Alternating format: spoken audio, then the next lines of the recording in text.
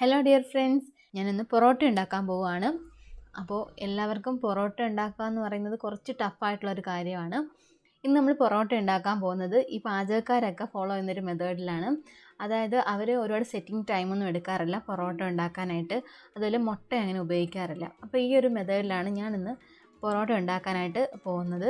ഇത് അത്യാവശ്യം ഈസിയാണ്. 1-2 തവണ നിങ്ങൾക്ക് ട്രൈ ചെയ്യാമെന്നുണ്ടെങ്കിൽ സിമ്പിളായിട്ട് തന്നെ ചെയ്യാൻ പറ്റുന്നൊരു റെസിപ്പിയാണിത്. ഇന്ന് ഞാൻ മൈദ ഉപയോഗിച്ചിട്ടാണ് പൊറോട്ട ഉണ്ടാക്കാനായിട്ട് പോകുന്നത്. നോർമലായിട്ട് എല്ലാവരും മൈദ തന്നെയാണ് ഉപയോഗിക്കുന്നത്. ഹെൽത്ത് കോൺഷ്യസ് ആയിട്ടുള്ളവർക്കാണെങ്കിൽ സെയിം മെത്തേഡിൽ ഗോതമ്പ് ഉപയോഗിച്ചിട്ട് ചെയ്യാം. അപ്പോൾ എൻ്റെ വീഡിയോ ഇഷ്ടമാവുകയാണെങ്കിൽ തീർച്ചയായിട്ടും ലൈക്ക് ചെയ്യുക, ഷെയർ ചെയ്യുക, സബ്സ്ക്രൈബ് ചെയ്യുക. അപ്പോൾ നമുക്ക് പൊറോട്ട ഉണ്ടാക്കുന്നതിനായിട്ട് പോവാം. ഇതിനകത്ത് ഞാൻ മിൽക്ക് മെയ്ഡിൻ്റെ ടിന്നാണ് എടുത്തിട്ടുള്ളത്. അത് പഴയ നാഴി കണക്കാണ്. അപ്പോൾ ഈ ഒരു മിൽക്ക് മെയ്ഡിൻ്റെ ടിന്നിൽ ഞാൻ 6 കപ്പ് മാവ് എടുക്കുന്നുണ്ട്. ഈ ഒരു 6 കപ്പ് മാവിൽ നിന്ന് നമുക്ക് ഏകദേശം 25 പൊറോട്ട ഉണ്ടാക്കാനായിട്ട് പറ്റും. മീഡിയം സൈസ് പൊറോട്ടയാണ് 25 എണ്ണം, ചെറുതാണെങ്കിൽ ഒരു 30 എണ്ണമൊക്കെ എടുക്കാൻ പറ്റും. ഇനി നമുക്ക് ഈ മാവിന് ആവശ്യമായിട്ടുള്ള ഉപ്പിട്ട് കൊടുക്കാം. ഇനി നമുക്ക് ഈ മാവിലേക്ക് സോഡാപ്പൊടി ആഡ് ചെയ്ത് കൊടുക്കണം. അതായത് ബേക്കിംഗ് സോഡ ഞാൻ 1/2 ടീസ്പൂണാണ് എടുത്തിട്ടുള്ളത്. ഒരിക്കലും സോഡാപ്പൊടി കൂടിപ്പോവരുത്. അത് കൂടിക്കഴിഞ്ഞാൽ പൊറോട്ട യെല്ലോയിഷ് ആയി പോവും. അതുകൊണ്ട് അത് നന്നായിട്ട് ശ്രദ്ധിച്ച് മാത്രം ആഡ് ചെയ്യുക. സോഡാപ്പൊടി നന്നായിട്ട് വിതറിയിടാനായിട്ട് ശ്രദ്ധിക്കണം. ഇനി നമുക്ക് ഈ മിൽക്ക് മെയ്ഡിൻ്റെ കപ്പിൽ ഏകദേശം 2.25 കപ്പോളം വെള്ളവും കൂടി ഇതിൻ്റെ കൂടെ ചേർത്ത് കൊടുക്കണം. നമുക്ക് കുറേശ്ശെയായിട്ട് ഒഴിച്ചൊഴിച്ച് കുഴച്ച് കൊടുക്കുക. അപ്പം നിങ്ങൾക്കൊരു പരുവം മനസ്സിലാവും. നമുക്ക് ചപ്പാത്തി മാവ് എടുക്കുന്നതിനേക്കാളും ലൂസായിട്ട് വേണം മാവ് കിട്ടാനായിട്ട്.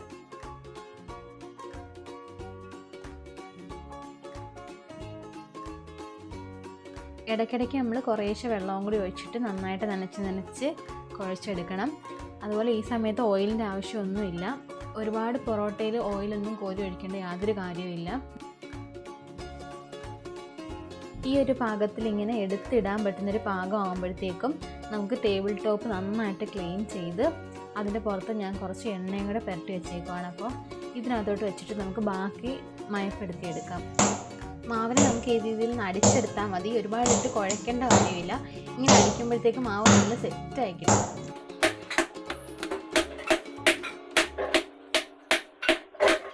ഈ ഒരു രീതിയിലൊന്ന് അടിച്ചു കൊടുത്താൽ മതി, പെട്ടെന്ന് മാവ് അയഞ്ഞ് കിട്ടും. ഇനി നമുക്കൊരു 10 മിനിറ്റ് ഒന്ന് റെസ്റ്റ് ചെയ്യാൻ വെച്ചാൽ മതിയാവും. നമ്മൾ മാവ് കുഴച്ച ആ പാത്രം വെച്ചിട്ട് തന്നെ ഇതൊന്ന് മൂടി വെക്കാം. ഒരു 10 മിനിറ്റ് കഴിഞ്ഞിട്ട് ഇത് ഓപ്പൺ ആക്കി നോക്കാം. ഇപ്പോൾ ഒരു 10 മിനിറ്റ് കഴിഞ്ഞിട്ടുണ്ട്. ഈ മാവ് നല്ല സെറ്റായിരിക്കുകയാണ്.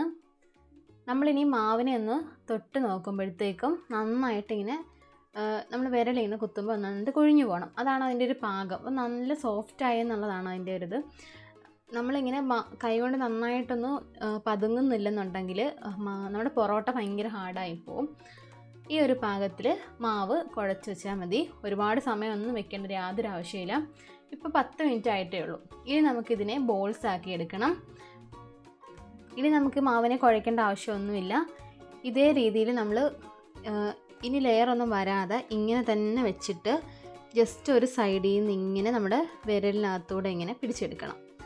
അപ്പോൾ ഒരു നല്ല റൗണ്ടായിട്ടുള്ള ബോൾ കിട്ടും. ബോൾ പിടിക്കുമ്പോൾ നമ്മുടെ കയ്യിൽ കുറച്ച് വെളിച്ചെണ്ണ ഇങ്ങനെ മയം പുരട്ടിയിട്ട് വേണം പിടിക്കാൻ, അല്ലെങ്കിൽ കയ്യിൽ വന്നിട്ട് ഒട്ടും. അതുകൊണ്ട് കുറച്ച് എണ്ണ കയ്യിൽ അതൊരു മയത്തിന് വേണ്ടിയിട്ട് മാത്രം. ഇതേ രീതിയിൽ നമുക്ക് മാവ് ഫുള്ള് ബോളാക്കി എടുക്കാം.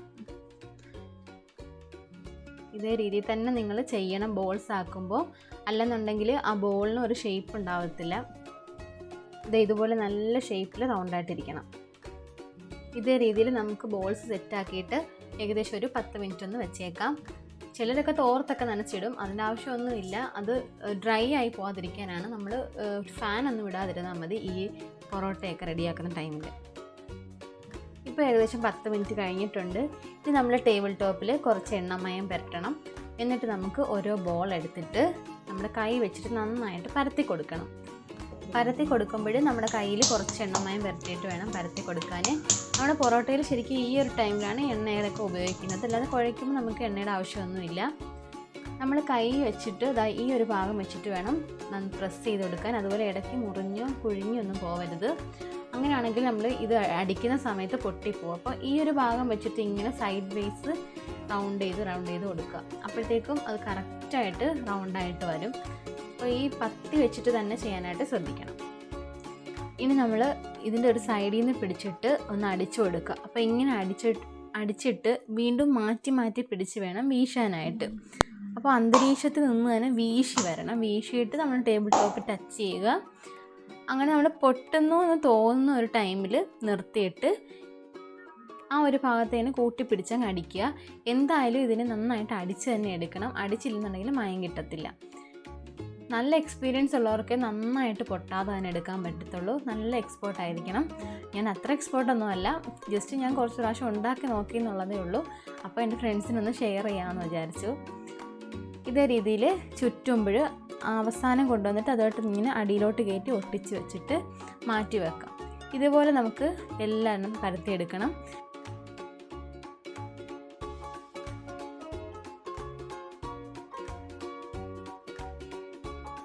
ഇതുപോലെ ചുറ്റി ഒരു 10 മിനിറ്റോട് വെച്ചിട്ട് നമുക്ക് ഇതേ രീതിയിലൊന്ന് പരത്തിയിട്ടെടുക്കണം. ജസ്റ്റ് ഒന്ന് പരത്തുക, ഒരുപാട് വലിപ്പമായിട്ടൊന്നും പരത്തരുത്. എന്നിട്ട് നമുക്കിതിനെ ചുട്ടെടുക്കാം. ഞാനിപ്പോൾ ഒരു വലിയ ദോശക്കല്ലിലാണ് ചുടാൻ പോകുന്നത്. നന്നായിട്ടൊന്ന് എണ്ണമയമൊക്കെ ഒന്ന് പുരട്ടി കൊടുക്കാം. എന്നിട്ട് നമ്മളുടെ പൊറോട്ട വലിഞ്ഞു പോകാതെ പതുക്കെ ഇട്ട് കൊടുക്കുക. ഇനി നമുക്ക് 2 സൈഡും ഒന്ന് മൊരിഞ്ഞ് കിട്ടണം. ഒരു സൈഡൊന്ന് മൊരിഞ്ഞ് കഴിയുമ്പോഴത്തേക്കും നമുക്ക് കുറച്ച് ഓയിൽ, ഡാൽഡ, വെളിച്ചെണ്ണ ഏതായാലും കുഴപ്പമില്ല. സാധാരണയായിട്ട് പാചകക്കാരൊക്കെ ഡാൽഡ നന്നായിട്ട് ഉപയോഗിക്കും. അപ്പോഴാണ് ആ ഒരു ശരിക്കും ഒരു മണം വരുന്നത്. ലേശം നമുക്ക് പരത്തി കൊടുക്കാം. എന്നിട്ട് 2 സൈഡ് നന്നായിട്ടൊന്ന് മൊരിച്ചെടുക്കാം. ഇനി നമ്മളിതിനെ നന്നായിട്ട് ഇടിക്കണം. നന്നായിട്ട് 3-4 എണ്ണം അടുക്കി വെച്ച് ഇടിക്കുമ്പോഴാണ് അത് ശരിക്കും ലെയർ തിരിഞ്ഞു വരുന്നത്.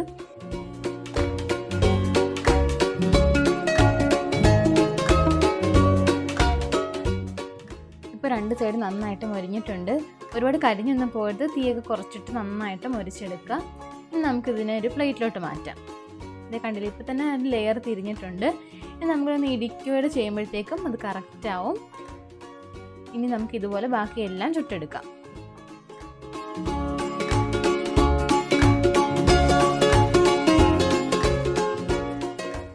കുറഞ്ഞതൊരു 3 എണ്ണം ആകുമ്പോഴത്തേക്കും നമ്മളുടെ കയ്യിൽ കുറച്ച് എണ്ണമയം പുരട്ടിയിട്ട് നന്നായിട്ട് ഇതേ രീതിയിൽ ഇടിച്ചെടുക്കണം.